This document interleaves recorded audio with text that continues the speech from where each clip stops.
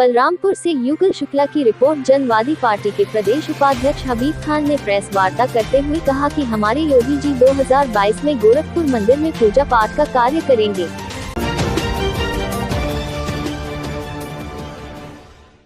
बलरामपुर जनपद के उतरौला में जनवादी पार्टी के प्रदेश उपाध्यक्ष हबीब खान ने प्रेस वार्ता करते हुए कहा कि हमारे योगी जी 2022 में गोरखपुर मंदिर में पूजा पाठ का कार्य करेंगे, यह तय है। उन्होंने यह भी कहा कि आज सहदुल्लानगंज में AIMIM के राष्ट्रीय अध्यक्ष असदुद्दीन ओवैसी जो जनसभा को संबोधित कर रहे हैं, अब उनके हाथ में मुस्लिम वोट नहीं आने वाला है। मुस्लिम सब उनकी चाल को समझ चुके हैं। जब उन्होंने बिहार में प्रचार किया था तो बीजेपी की सरकार बनी है, उनको अब जनता देखना नहीं पसंद कर रही है और आज सहदुल्लानगंज में जनसभा को संबोधित कर रहे हैं। ओवैसी को जनता अब यहाँ से कोसों दूर भगाना चाहती है। उन्होंने यह भी कहा कि जब से हम अपने आवास लखनऊ से उतरौला के लिए निकले हैं, उतरौला के आसपास के लोगों द्वारा रास्ते में रोककर करीब 1 घंटों से ज्यादा समय हमारा 7 किलोमीटर आने में लग गया। जनता रोक कर मेरा पूरा समर्थन किया। हम एक ही सीट पर नहीं चुनाव लड़ेंगे बल्कि पूरे देवीपाटन मंडल में चुनाव लड़ेंगे और हमें पूरे मंडल की जनता का सहयोग मिल रहा है।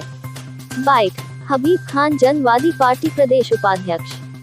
आज आपका उतरौला विधानसभा दौरा है, क्या कहना है और कितना समर्थन आपको मिल रहा है? समर्थन जो मिल रहा है वो तो आपको दिख रहा होगा। 1 घंटा लग गया मात्र 7 किलोमीटर आने में मुझे। रास्ते में जगह जगह पर लोगों ने रोका और भव्य स्वागत किया। इसी के चलते 7 किलोमीटर आने में 1 से 1.5 घंटा लग गया मुझे और पूरा समर्थन मिल रहा है। जनवादी समाजवादी गठबंधन के सिर्फ उतरौला ही नहीं, देवीपाटन मंडल में 20 सीटें हैं और 20 सीटों पर हमारे सिर्फ चौहान समाज के 6,02,000 वोटर हैं। हम पूरे मंडल की बात कर रहे हैं। हम मंडल की 20 सीटों पर भाजपा का सफाया करने जा रहे हैं। अभी समाजवादी पार्टी में पूर्वांचल के बाहुबली नेता माने जाते हैं, जो 3 बार के विधायक थे, 2 बार के सांसद, और समाजवादी पार्टी में वो शामिल हुए रिजवान जहीर। उनको आने से समाजवादी पार्टी और जनवादी सोशलिस्ट पार्टी को कितनी मजबूती होगी? देखिए, कोई भी पुराना नेता आता है, कोई भी पुराना सांसद आता है तो उससे पार्टी को जरूर कुछ ना कुछ मजबूती मिलती है। उनके आने से ये पार्टी में नई ऊर्जा आएगी और बलरामपुर जिले में कुछ सीटों पर उनके आने से भी प्रभाव पड़ेगा। लेकिन हम बात उतरौला और बलरामपुर की नहीं कर रहे हैं, हम बात कर रहे हैं देवीपाटन मंडल की।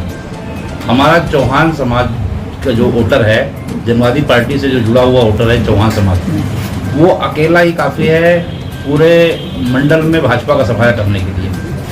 हम इसी पर मेहनत कर रहे हैं और जितना भी चौहान समाज के वोटर हैं सभी को समाजवादी पार्टी के पक्ष में लाना, उन्हें इकट्ठा करना, उनमें नई ऊर्जा भरना, यही मेरा लक्ष्य है। यही मेरे राष्ट्रीय अध्यक्ष, जनवादी पार्टी के राष्ट्रीय अध्यक्ष श्री डॉक्टर संजय चौहान ने मुझे इसका दायित्व दिया है।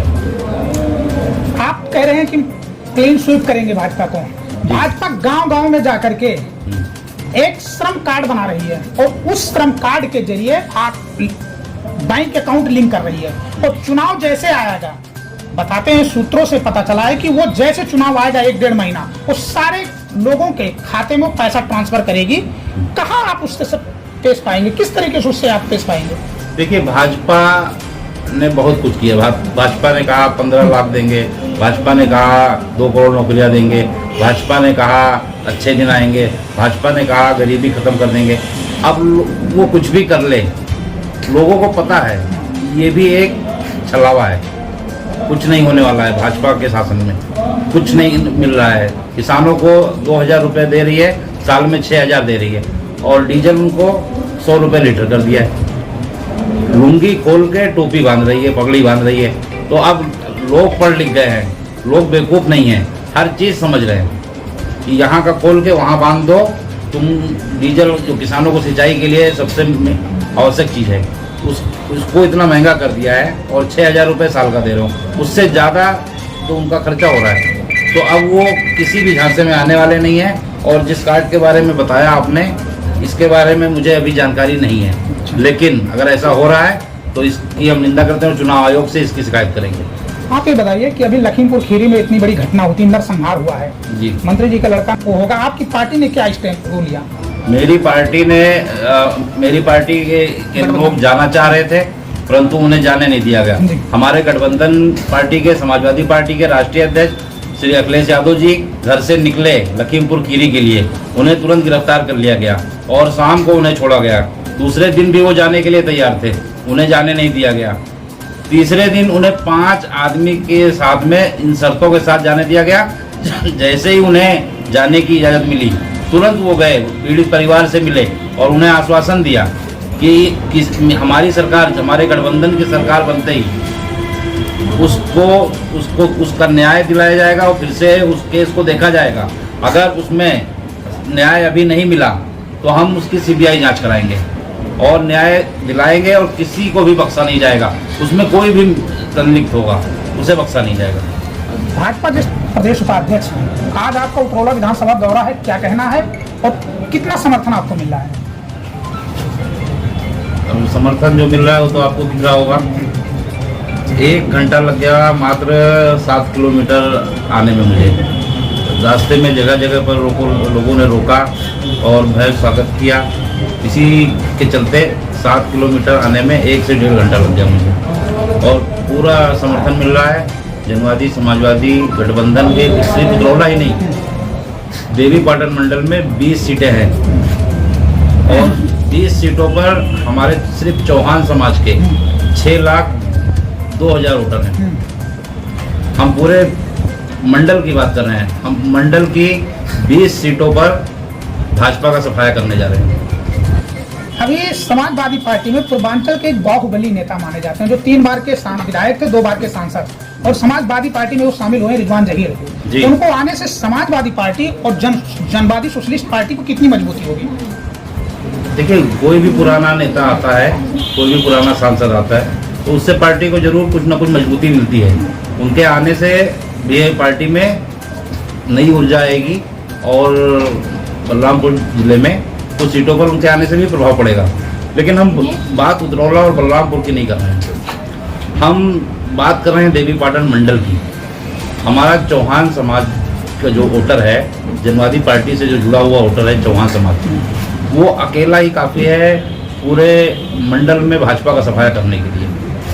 हम इसी पर मेहनत कर रहे हैं और जितना भी चौहान समाज के वोटर हैं सभी को समाजवादी पार्टी के पक्ष में लाना, उन्हें इकट्ठा करना, उनमें नई ऊर्जा भरना, यही मेरा लक्ष्य है। यही मेरे राष्ट्रीय अध्यक्ष, जनवादी पार्टी के राष्ट्रीय अध्यक्ष श्री डॉक्टर संजय चौहान ने मुझे इसका दायित्व दिया है। आप कह रहे हैं कि क्लीन स्वीप करेंगे भाजपा को।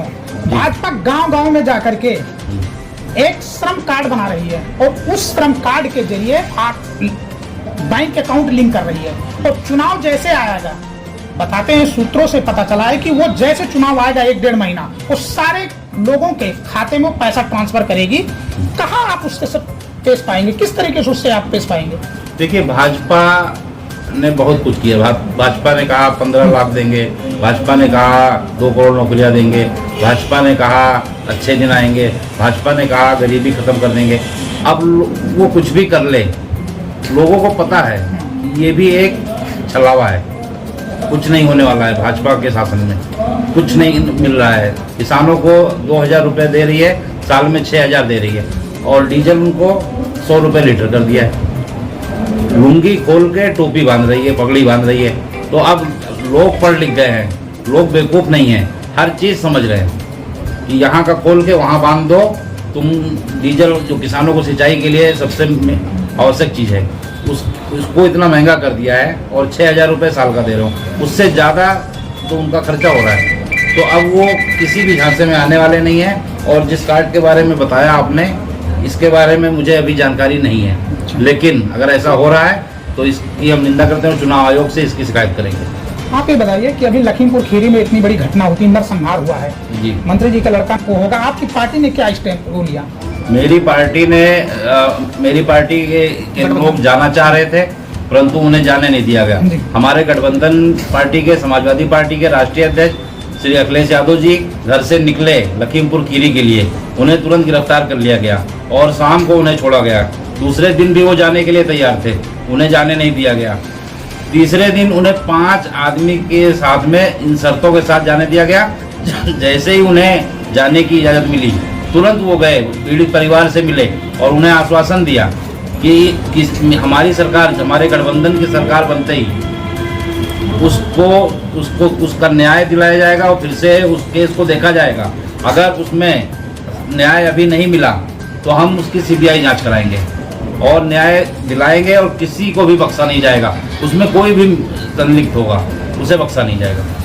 भाजपा से तो बहुत लोग आंदोलन कर रहे हैं, कुछ शिक्षक कर रहे हैं जिनको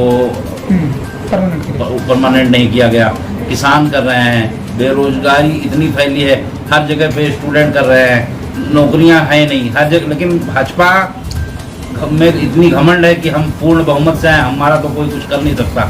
सुप्रीम कोर्ट तक जब फटकार लगाती है, अभी लखीमपुर खीरी केस में भी सुप्रीम कोर्ट को फटकार लगानी पड़ी, तब जाकर गिरफ्तारी हुई।